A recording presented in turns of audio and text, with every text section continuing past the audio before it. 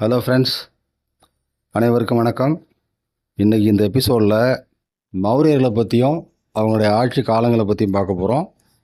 இந்த மௌரிய பேரரசு அப்படிங்கிறது PC 322லேருந்து PC 185 வரைக்கும் நடக்குது. இந்த பேரரசை தோற்றுவிக்கிற ஒரு பேர் சந்திரகுப்த மௌரியர். இவருக்கு முன்னாடி நந்த மரபை சேர்ந்த மன்னர் தனநந்தர். அந்த காலகட்டத்தில் தனநந்தன் மீது நாட்டு மக்களுக்கு வெறுப்பு அதிகமாக இருக்கும். காரணம், தனநந்தனுடைய ஆட்சி முறை நல்லா இருக்காது. அதனால் அந்த சந்தர்ப்பத்தை பயன்படுத்திக்கிட்டு சந்திரகுப்த மௌரியர் ஆட்சிக்கு வந்துடுவார். தனநந்தன் கொல்லப்படுறார். இந்த காலகட்டத்தில் வட இந்தியாவில் அலெக்சாண்டருடைய படையெடுப்பு மிகப்பெரிய குழப்பத்தை உண்டு பண்ணியிருக்கும். இதெல்லாம் சந்திரகுப்த மௌரியருக்கு சாதகமாக அமைஞ்சிரும். அதே சமயத்தில் சாணக்கியர் அப்படிங்கிற ஒரு மிகப்பெரிய அறிவாளி, ஒரு மிகப்பெரிய ராஜதந்திரி, அவர் சந்திரகுப்த மௌரியருக்கு உதவி செய்வார். ஆக தனநந்தனை வீழ்த்திட்டு கிமு 322 சந்திரகுப்த மௌரியர் தனது ஆட்சியை தொடங்குவார். இந்த மௌரிய பேரரசு கிமு 185 வரைக்கும் நீடிக்கும். இதில் சந்திரகுப்த மௌரியருடைய ஆட்சி காலம் அப்படிங்கிறது கிமு 322லேருந்து கிமு 298 வரைக்கும். இந்த காலகட்டத்தில் கிமு 305 அலெக்சாண்டருடைய படைத்தளபதி செலியூக்கஸ் நிகேடர் அப்படின்னு ஒருத்தர் இருக்கார். அவரை இவர் தோற்கடிச்சிடுவார். இந்த சம்பவம் நடக்கிறது கிமு 305. இப்போ இந்த செலியூக்கஸ் நிகேடர் யார், அவரை தோற்கடிச்சதுக்கப்புறம் அங்கே நடந்த மற்ற சம்பவங்கள் என்னென்ன, இதெல்லாம் அடுத்தடுத்து நாம் விளக்கமாக நடத்துகிறப்ப சொல்லுவோம்.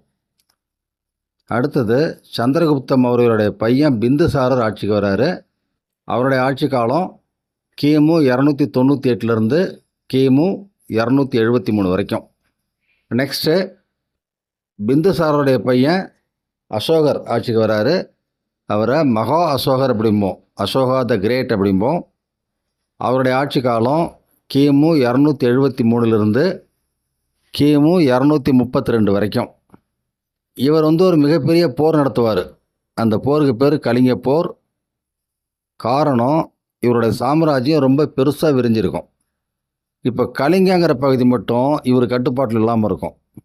அதனால் நாட்டோட பாதுகாப்புக்காகவும் பொருளாதார வளர்ச்சிக்காகவும் கலிங்கத்தை தான் நாட்டோட இணைக்க பாடுபடுவார். அது ஒரு மிகப்பெரிய போரில் முடியும். அந்த கலிங்கம் அப்படிங்கிறது இப்போ இருக்கக்கூடிய ஒரிசா பகுதி தான். இந்த கலிங்க போர் நடக்கிறது கிமு 261.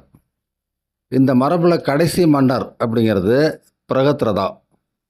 இந்த பிரகத்ரதாவோட மந்திரி ஒருத்தர் இருப்பார். அவர் பேர் புஷ்யமித்ர சுங்கர். இந்த மந்திரி புஷ்யமித்ர சுங்கர் தன்னுடைய மன்னர் பிரகத்ரதாவை கொன்னுட்டு இவர் ஆட்சி பிடிச்சிப்பார்.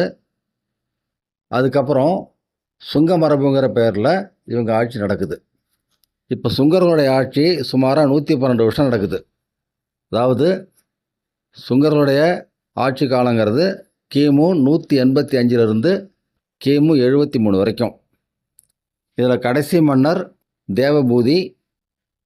அவருடைய மந்திரி வாசுதேவ கன்வா அப்படிங்கிறவரால் அவர் கொல்லப்படுறாரு. அதுக்கப்புறம் கன்வா மரபு அங்கே தொடங்குது.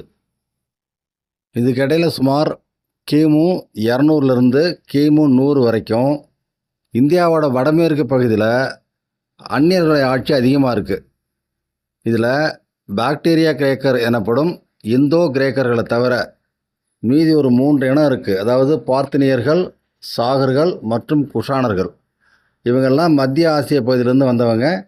வட இந்தியாவில் குடியேறி அங்கே இவங்க ஆட்சி பண்ணுறாங்க. அந்த நேரத்தில் இந்தியாவோட பண்பாடு வளர்ச்சிக்கு இவங்க பெரியாரோட உதவி செய்கிறாங்க. கவனித்தமைக்கு மிக்க நன்றி. அனைவருக்கும் வணக்கம்.